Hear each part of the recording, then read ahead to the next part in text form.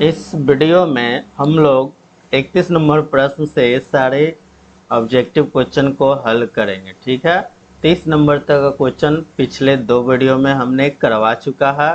और वो वीडियो आप लोग नहीं देखे हैं तो वो वीडियो अच्छे से देख लेंगे, शुरू से अंत तक देख लेंगे, फिर ये वाला प्रश्न आप लोग देख सकते हैं। ठीक है, चलिए क्या कहता है।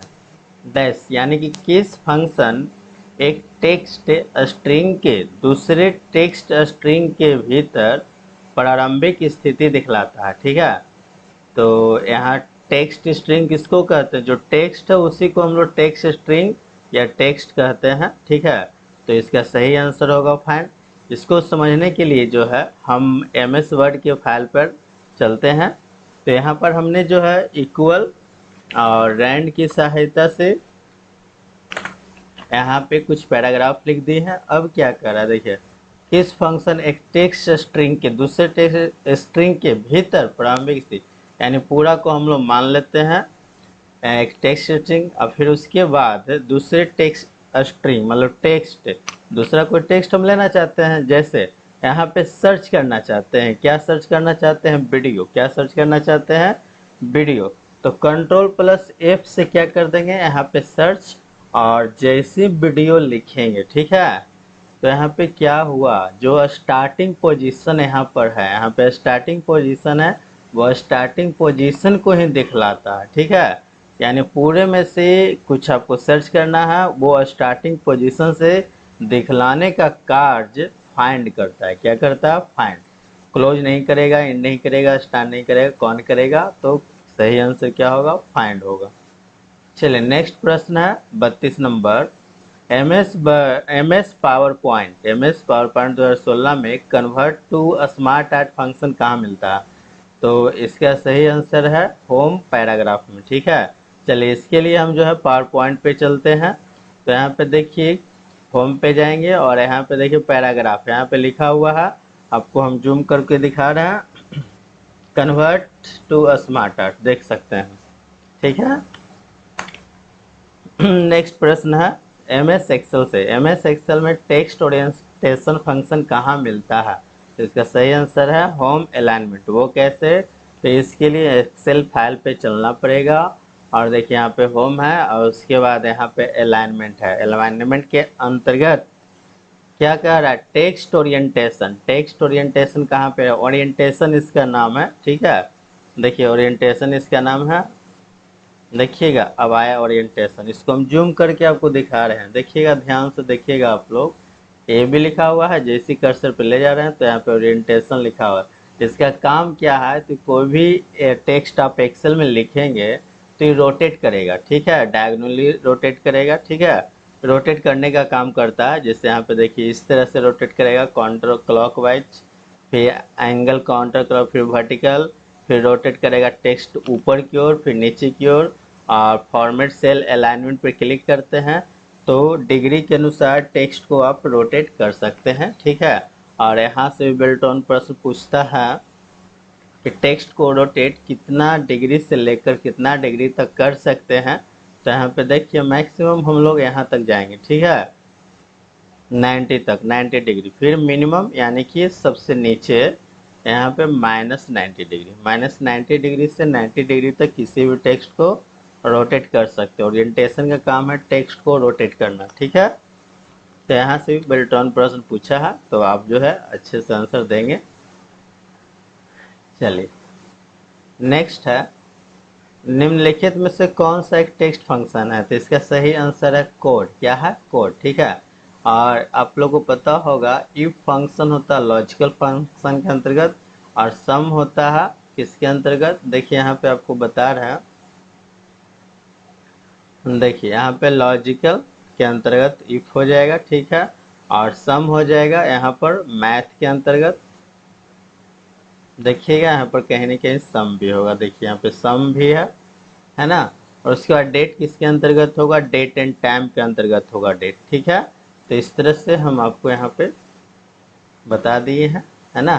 तो इसका करेक्ट आंसर क्या होगा? निम्नलिखित कौन सा एक टेक्स्ट फंक्शन है? कोड। अब है TFT एक स्क्रीन टेक्नोलॉजी है। TFT का पूरा नाम क्या है ना? तो इसका पूरा नाम है thin film transistor. Thin film transistor monitor का ही प्रकार है, ठीक है। मॉनिटर का जो स्क्रीन है वो स्क्रीन का प्रकार है। जो फर्स्ट टाइम मॉनिटर आया था वो CRT आया था, CRT। उसके बाद फिर क्या आया है, LCD, फिर उसके बाद TFT, उसके बाद LED, ठीक है। तो आप एक काम करेंगे, हम आपको एक स्क्रीनशॉट दे रहे हैं, फुल फॉर्म का स्क्रीनशॉट है, आप उसे लिख लेंगे, ठीक है, और याद कर लेंगे। यहाँ पे देखिए, LED का फुल फॉर्म आपसे पूछा जाएगा। इसका फुल फॉर्म होता है लाइट इमिटिंग डायोड। CRT का फुल फॉर्म होता है कैथोड रे ट्यूब। LCD का फुल फॉर्म होता है लिक्विड क्रिस्टल डिस्प्ले। रैम का रैंडम एक्सेस मेमोरी। रोम का रीड ओनली मेमोरी। TFT देखिए यहाँ पर थिन फिल्म ट्रांजिस्टर। CD का फुल फॉर्म होता है कॉम्पैक्ट डिस्क। DVD का होता है डिजिटल वर्सटाइल डिस्क। बायोस का भी फुल फॉर्म पूछा जाता है बेसिक इनपुट आउटपुट डिस्क, ठीक है। एक लास्ट है VDU, इसका फुल फॉर्म होता है विजुअल डिस्प्ले यूनिट। तो इस तरह से इसमें सारा का सारा प्रश्न इम्पॉर्टेंट है, फुल फॉर्म इम्पॉर्टेंट है। इसको जो है आप रट लेंगे, याद कर लेंगे, ठीक है। चलिए नेक्स्ट आते हैं, नेक्स्ट प्रश्न की ओर। निम्न में से किस प्रकार की रोम में इसके एक विशिष्ट भाग को बदलने के लिए पूरी चिप को पूरी तरह से मिटाना नहीं पड़ता, ठीक है। तो इसका सही आंसर है क्या है, EEP रोम है, ठीक है। कौन सा रोम है, EEP रोम है। देखिए रोम, रोम का फुल फॉर्म होता है रीड ऑनली मेमोरी, ठीक है। ये मेमोरी का एक पार्ट है, ठीक है, मेमोरी का एक पार्ट है। और इसमें डाटा जो लिखा जाता है सिर्फ रीड करने के लिए, ठीक है। एक बार डाटा लिख कर छोड़ दिया गया है ना, तो किस में रखा जाता है इस डाटा को, रोम में। तो रोम का कई प्रकार होता है, मुख्य रूप से यहाँ पर तीन ही प्रकार है। एक पी रोम होता है, एक ईपी रोम होता है, और एक ये EEP रोम होता है, ठीक है। तो पी रोम में प्रोग्राम को एक बार लिखा जाता है, ठीक है। लिखने के बाद जो है उसको आप इरेज वगैरह नहीं कर सकते हैं, ठीक है। आप उससे रोम को आप बदल सकते हैं। लेकिन ईपी रोम का क्या कहानी है कि आप इसमें लिख सकते हैं लेकिन एक बार मिटा भी सकते हैं। और ईपी का रोम का क्या काम है कि इसमें एक बार क्या कई बार भी आप लिख सकते हैं, कई बार भी मिटा सकते हैं। और तो और जितना ज़रूरत है उतना आप मिटा सकते हैं, या पूरा ज़रूरत है मिटाने के लिए तो पूरा भी मिटा सकते हैं, इसका खासियत है, ठीक है। अब इसका फुल फॉर्म क्या होता है, इसका फुल फॉर्म होता है पी रोम का। पी मतलब होता है programmer, programmable, programmable. और रीड ओनली मेमोरी होता है ना। ई का फुल फॉर्म होता है इरेजेबल, इरेजेबल। और पी का मतलब प्रोग्रामेबल। फिर उसी तरह से यहाँ पे डबल ई है ना, तो डबल ई का मतलब क्या होगा, इलेक्ट्रॉनिक। और उसके बाद फिर ई क्या हो जाएगा, इरेजेबल। फिर उसके बाद पी से प्रोग्रामर और रीड ओनली मेमोरी, ठीक है। तो फुल फॉर्म भी पूछा जाता है, तो फुल फॉर्म भी आप लोग याद कर लीजिएगा। चलिए नेक्स्ट प्रश्न की ओर चलते हैं। निम्नलिखित में से कौन सा एक ऑपरेटिंग सिस्टम का प्रकार नहीं है। तो देखिए एंड्रॉयड ऑपरेटिंग सिस्टम का प्रकार है जो मोबाइल में यूज होता है। यूनिक्स, लाइनक्स, मिंट भी ऑपरेटिंग सिस्टम का प्रकार है जो बड़े बड़े कंपनी में यूनिक्स और लाइनक्स ही ऑपरेटिंग सिस्टम चलता है, ठीक है। लेकिन माइक्रोसॉफ्ट एज जो है ये क्या ऑपरेटिंग सिस्टम नहीं है, तो ये क्या है, तो ये जो है ब्राउज़र है। जैसे गूगल क्रोम ब्राउज़र होता है उसी तरह से विंडोज 10 में माइक्रोसॉफ्ट एज नाम का ब्राउज़र दिया है, माइक्रोसॉफ्ट कंपनी ने दिया है, फ्री ऑफ कॉस्ट में दिया है, ठीक है। और इस नाम से पहले इसका नाम क्या था, इंटरनेट एक्सप्लोरर। इसका नाम क्या था, इंटरनेट एक्सप्लोरर। लेकिन विंडोज 10 में इसका नाम चेंज करके माइक्रोसॉफ्ट एज रख दिया है, ठीक है। ये एक ब्राउज़र है जो वेबसाइट को सर्च करने के लिए प्रयोग किया जाता है, ठीक है। और आप इसको देखना चाहते हैं तो आप क्या करेंगे, यहाँ पे सर्च करेंगे और लिखेंगे एज। क्या लिखेंगे, एज। तो यहाँ आप देख सकते हैं माइक्रोसॉफ्ट एज। जैसे ही इसको हम ओपन करते हैं तो देखिए यहाँ पे वेबसाइट वगैरह आप सर्च कर सकते हैं, ठीक है। देखिए यहाँ पे क्लिक करेंगे, सर्च कर देंगे, यहाँ पे बहुत सारे टैब खुलता है। यहाँ से भी आप सर्च करेंगे, फिर से अगर टैब दूसरा लेना है दूसरा टैब लेके फिर से यहाँ पे सर्च कर सकते हैं, ठीक है। तो माइक्रोसॉफ्ट एक ब्राउज़र है, क्या है, ब्राउज़र। नेक्स्ट प्रश्न है एम एस एक्सेल से। एम एस एक्सेल 2016 में किस मेनू से शो इंक फंक्शन चयनित किया जाता है? ठीक है, तो इसका जो आंसर है रिव्यू मेनू। चलिए एक्सेल फाइल ओपन कर लेते हैं। तो उसके बाद जो है देखिए शो इंक किस में रहता है? रिव्यू में। तो यहाँ पे आ जाइए और यहाँ पे देखिए हाइड इंक का ऑप्शन होता है। तो अगर इस पर एक बार क्लिक करेंगे तो शो हो जाएगा, फिर एक बार क्लिक करेंगे तो यहाँ पे हाइड हो जाएगा। इसलिए यहाँ पर ये ऑप्शन दिया है शो और हाइड। ठीक है, हाइड या शो दोनों एक ही बात है। एक बार क्लिक करेंगे तो हाइड, दूसरी बार क्लिक करेंगे तो शो, ऐसा चलता है। इसलिए यहाँ पे शो इंक ना देकर क्या दिया है? हाइडिंग। चलिए नेक्स्ट प्रश्न। हम विंडोज एक्सपी में वॉलपेपर कैसे बदल सकते हैं? तो वॉलपेपर बदलने के लिए पहले के कंप्यूटर में जिसमें ऑपरेटिंग सिस्टम के रूप में क्या रहता था? Windows XP. तो वहाँ पर राइट क्लिक करते थे, उसके बाद यहाँ पे प्रॉपर्टीज का ऑप्शन रहता था, उसके बाद जो है डेस्कटॉप पे क्लिक करते थे। लेकिन इसमें कुछ अलग होता है। यहाँ पे राइट क्लिक करके उसके बाद पर्सनलाइज पे जाएंगे, है ना, और उसके बाद यहाँ पे डेस्कटॉप बैकग्राउंड आपको चेंज करना है, चेंज कर ले सकते हैं। ठीक है, जो भी आपको पिक्चर चेंज करना है, जैसे भी यहाँ पर ये पिक्चर लगा हुआ है, हमको ये अच्छा लग रहा है तो इस पिक्चर को ले लेंगे और इसको क्लोज कर देंगे। तो विंडोज 10 11 में ऐसा होता है, लेकिन अगर आप विंडोज एक्सपी में करेंगे ये तो ऐसा नहीं होगा, विंडोज 7 में करेंगे तो ऐसा नहीं होगा। कैसा होगा? तो इसके लिए यहाँ पे डेस्कटॉप पे राइट क्लिक करेंगे, प्रॉपर्टीज पे जाएंगे, फिर डेस्कटॉप पे जाएंगे। ठीक है, लेकिन अगर आप पे विंडोज 7 एक्सपी अगर ना भी पढ़े हैं तो भी ऑप्शन को छाट कर, ठीक है, आप सही आंसर कर सकते हैं, सही आंसर दे सकते हैं। ठीक है, कैसे? तो देखिए माई कंप्यूटर पे राइट क्लिक, माई कंप्यूटर मतलब दिस पीसी पे राइट क्लिक करेंगे और मैनेज का चयन करेंगे। तो देखिए यहाँ पे दिस पीसी पे राइट क्लिक कर रहे हैं और यहाँ पे देखिए मैनेज पे क्लिक कर रहे हैं। तो मैनेज पे क्या होता है? जितने भी कंप्यूटर में डिवाइस लगा हुआ रहता है उसका पूरा डिटेल्स बतलाता है। ठीक है, तो मैनेज से तो वॉलपेपर चेंज नहीं होगा। नेक्स्ट है ऑप्शन डेस्कटॉप पे राइट क्लिक करें और रिफ्रेश का चयन करें। तो रिफ्रेश से तो रिफ्रेश होता है, देखिए यहाँ पे राइट क्लिक किया, रिफ्रेश से रिफ्रेश होता है, कंप्यूटर का स्पीड थोड़ा बढ़ जाता है ना। सी ड्राइव पर राइट क्लिक करेंगे तो सी ड्राइव पे क्यों जाएंगे, है ना, प्रॉपर्टी के चयन।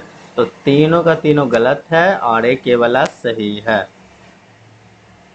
नेक्स्ट प्रश्न 40 नंबर है। एम एस एक्सेल में होम मेनू में अलाइनमेंट ग्रुप का फीचर निम्नलिखित में से कौन सा नहीं है? ठीक है, अलाइनमेंट ग्रुप में, अलाइनमेंट ग्रुप होम मेनू, पहले हम लोग चलते हैं एम एस एक्सेल के पास। कहाँ जाएंगे? M S Excel. अब यहाँ होम मेनू आ गए हैं, फिर अलाइनमेंट में आए हैं, है ना, और देखना है कि इनमें से कौन ऐसा जो फीचर्स है अलाइनमेंट ग्रुप में नहीं है। तो इंक्रीज इंडेंट है, देख लेते हैं। तो इंक्रीज इंडेंट है, रैप टेक्स्ट भी है, मर्ज एंड सेंटर भी है, लेकिन कंडीशनल फॉर्मेटिंग नहीं। कंडीशनल फॉर्मेटिंग कहाँ होता है? तो आप देख सकते हैं स्टाइल में होता है। इसको हम जूम करके दिखाते हैं, ठीक है, देख लीजिए। लेकिन ये सब इंक्रीज इंडेंट, देखिए यहाँ पे इंक्रीज इंडेंट भी होगा। चलिए देखिए यहाँ पे इंक्रीज इंडेंट जूम करके आपको दिखाते हैं, देखिएगा इंक्रीज इंडेंट है। उसी तरह से दूसरा नंबर क्या था? Wrap text. तो रैप टेक्स्ट भी आपको दिखेगा, यहाँ पे रैप टेक्स्ट है। ठीक है, तीसरा नंबर में तो कंडीशनल फॉर्मेटिंग नहीं है। मर्ज एंड सेंटर देखिए यहाँ पर है, मर्ज एंड सेंटर। ठीक है, तो wrap text, merge and centre, उसके बाद इंक्रीज इंडेंट, ये अलाइनमेंट ग्रुप में है। लेकिन कंडीशनल फॉर्मेटिंग किस में है? तो स्टाइल में। देखिए यहाँ कंडीशनल फॉर्मेटिंग। अब यहाँ पर है निम्नलिखित तो कौन सा प्रिंटर टोनर का प्रयोग करता है? तो इसका सही आंसर है लेजर प्रिंटर। लेजर प्रिंटर में जो प्रिंट होता है, प्रिंट के लिए लोग जो है टोनर का प्रयोग करते हैं। टोनर पाउडर जैसा होता है, ठीक है। और बाकी ये सब देख रहे हैं इंकजेट, डेजिबिल, है ना, इस थर्मल, इस सब में इंक का यूज होता है। लेकिन इसका सही आंसर आपका है लेजर प्रिंटर। याद रखिएगा टोनर किस में यूज होता है? लेजर प्रिंटर में होता है। जब आप विंडोज एक्सपी में विंडोज प्लस एम दबाते हैं तो क्या होता है? तो विंडोज प्लस एम से एम का मतलब होता है मिनिमाइज।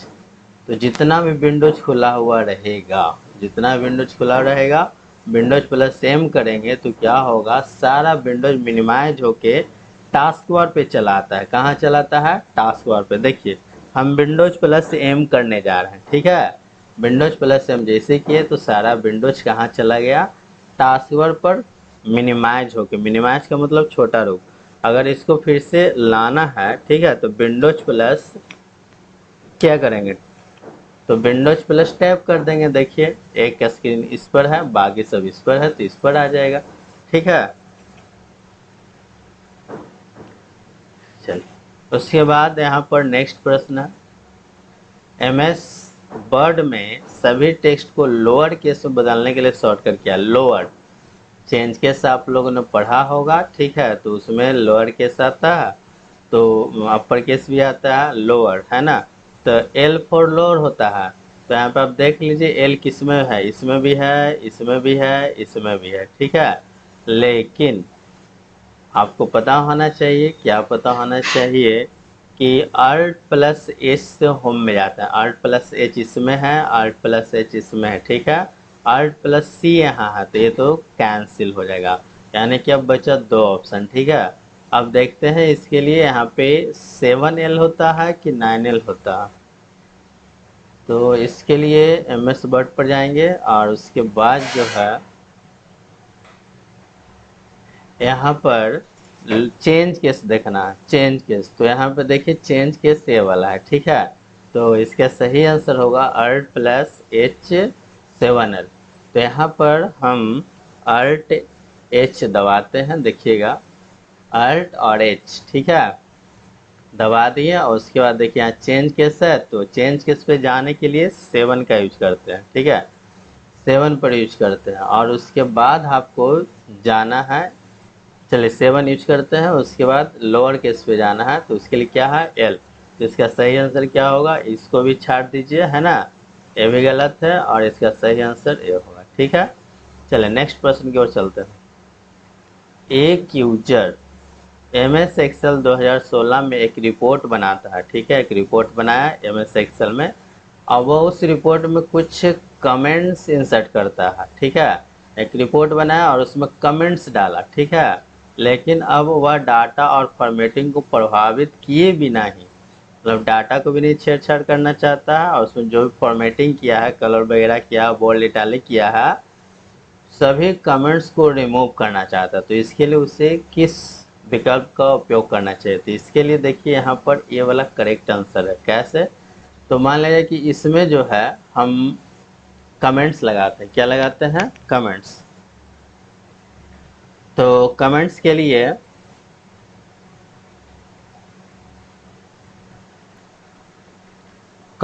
लिए शॉर्टकट की होता है शिफ्ट प्लस F2। अगर हम यहाँ पे कुछ कमेंट देना चाहते हैं, ठीक है, तो शिफ्ट प्लस F2 करेंगे। क्या करेंगे? शिफ्ट प्लस F2, ठीक है।